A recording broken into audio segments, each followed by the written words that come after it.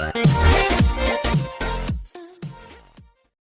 To my YouTube channel Saraswati commerce academy. तो friends, आज हम करने वाले हैं इश्यू ऑफ शेयर्स का एक मोस्ट इंपॉर्टेंट टॉपिक, जो कि आपके एग्जाम्स के पॉइंट ऑफ व्यू से भी काफी इंपॉर्टेंट है। आपके बोर्ड एग्जाम में काफी बार ये क्वेश्चन आ जाता है, what is employ stock option plan, या फिर इसकी शॉर्ट फॉर्म में भी ये क्वेश्चन पूछ सकते हैं कि इसकी फुल फॉर्म क्या है, व्हाट इज ESOP।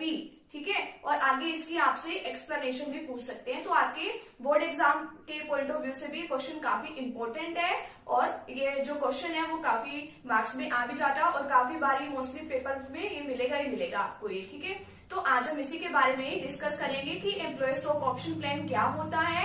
ठीक है, आज हम इसकी कंडीशंस के बारे में भी डिस्कस करेंगे, ये भी डिस्कस करेंगे कि ये क्या होता है, और इसके ऑब्जेक्टिव्स को भी डिस्कस करेंगे। तो ये हमारा अकाउंट्स का एक मेन टॉपिक है। तो अगर आप फ्रेंड चैनल पे न्यू है तो चैनल को सब्सक्राइब कर दीजिए, वीडियो को लाइक कर दीजिए, बेल आइकन को प्रेस जरूर कर दीजिएगा, ताकि आपको आगे अकाउंट से रिलेटेड जितने भी वीडियोस आए तो आपको उन सभी का नोटिफिकेशन मिल जाए। तो अब हम बात करें what is employ stock option plan, वो क्या होता है।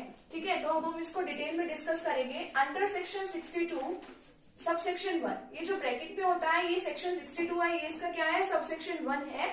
तो इस सेक्शन में क्या बता रखा है, सेक्शन किसका है, ये कंपनीज एक्ट 2013। सबसे पहले तो आपको पता होना चाहिए कंपनी का क्या कौन सा एक्ट है। कंपनी का एक्ट है 2013। पहले कंपनीज का एक्ट होता था कंपनीज एक्ट 1956। तो उसके अंदर कुछ अमेंडमेंट्स हुई, अमेंडमेंट्स का मतलब उसके अंदर कुछ चेंजेस हुए, तो वो कौन सा एक्ट बना लिया, कंपनीज एक्ट 2013।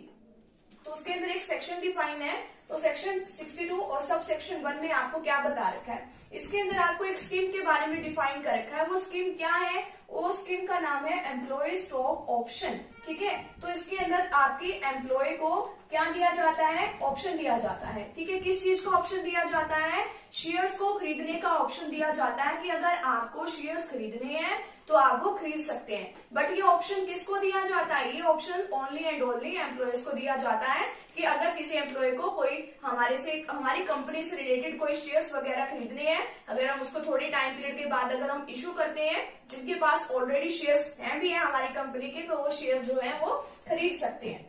अब इसके लिए ये जो है एक स्कीम जो है, इसके लिए एक हमें रेजोल्यूशन पास करना पड़ता है। रेजोल्यूशन का मतलब है एक लेटर टाइप होता है। ठीक है, एक रेजोल्यूशन जो पास है वो करना पड़ता है।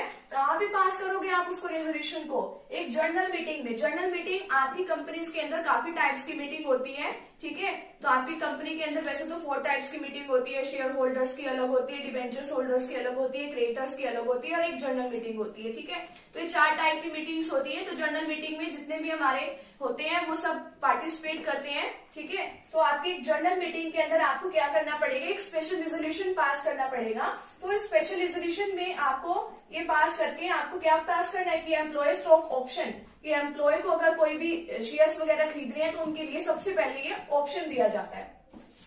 एम्प्लॉय स्टॉक ऑप्शन ये क्या है, राइट है, कि उनका राइट है कि सबसे पहले ये हमारे एम्प्लॉय को दिया जाता है ये ऑप्शन। ठीक है, कि अगर आपको शेयर्स खरीदने हैं तो आप खरीद सकते हो।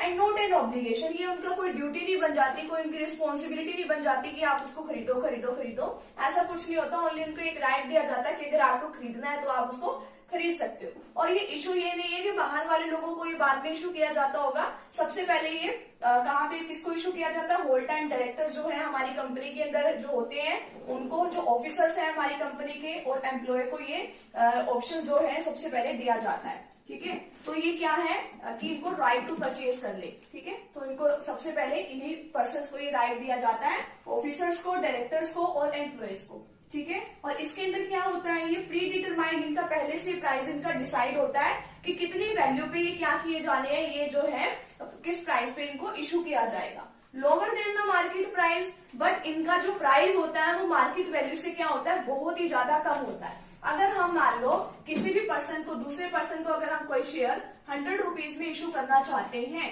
ठीक है, तो अगर हम उसको अपने एम्प्लॉयज को इशू कर रहे हैं, अपने ऑफिसर्स को, यानी कि अपने कंपनी में जो पर्सन काम कर रहे हैं, अगर हम उनको ये ऑप्शन देते हैं तो उनको हम कितने रुपए में इशू कर देंगे, 80 रुपीज में हम उनको इशू कर देंगे। ठीक है, तो ये मार्केट प्राइस से काफी कम प्राइस पे हम इसको क्या करते हैं, इशू करते हैं। और ये क्या है, वॉलेंट्री स्कीम होती है। ये नहीं है कि जरूरी नहीं है कि ये सभी को खरीदना पड़ता है। तो एक वॉलेंट्री स्कीम है, जिसको खरीदना हो खरीदे, नहीं खरीदना हो ना खरीदे, किसी के ऊपर ये नहीं थोपा जाता कि आपको ये खरीदना पड़ेगा।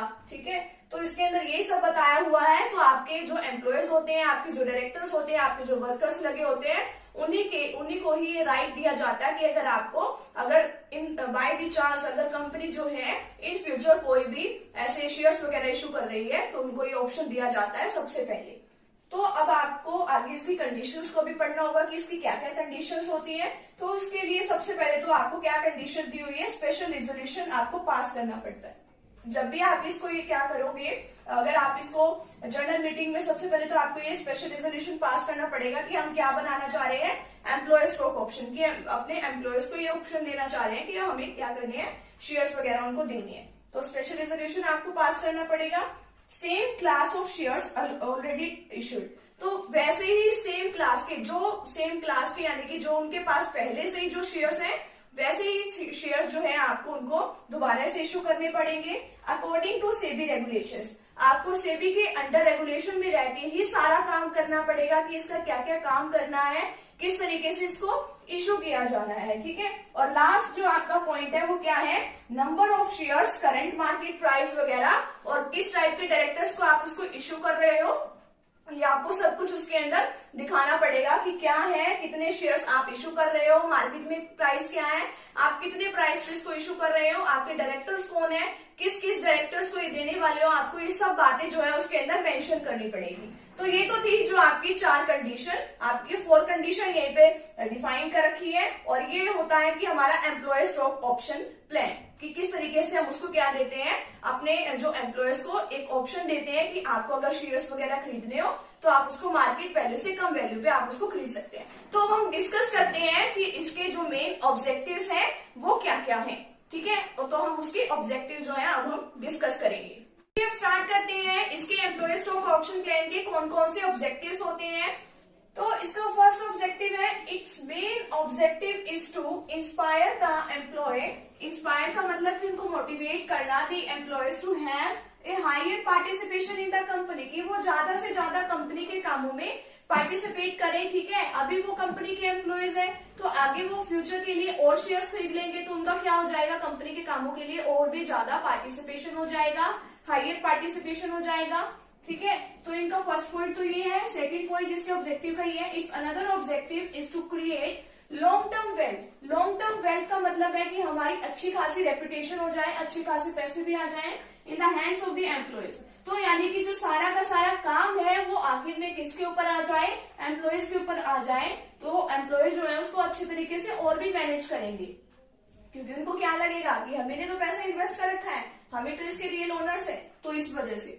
Also, employee stock option plan is a means to attract, retain and motivate the good and efficient employees for the company. अब उनको क्या लगता है कंपनी को, जो हमारे इतने अच्छे एम्प्लॉयज वगैरह जो कंपनी के अंदर लगे हुए हैं, कि वो हमारी कंपनी के और ही अट्रैक्ट करें कि देखो हमने पहले कितने शेयर्स इशू कर रखे हैं और भी हमने इतने सारे कर दिए, और वो जो अच्छे एम्प्लॉयज हैं वो हमारे बिजनेस के अंदर ही रहे और मोटिवेट भी होते रहे हमारे, ठीक है। एम्प्लॉय जो है, जो अच्छे एम्प्लॉय हैं वो हमारे बिजनेस की तरफ अट्रैक्ट भी हो और रिटेन यानी कि बिजनेस के अंदर भी रहे और वो मोटिवेट भी होते रहे।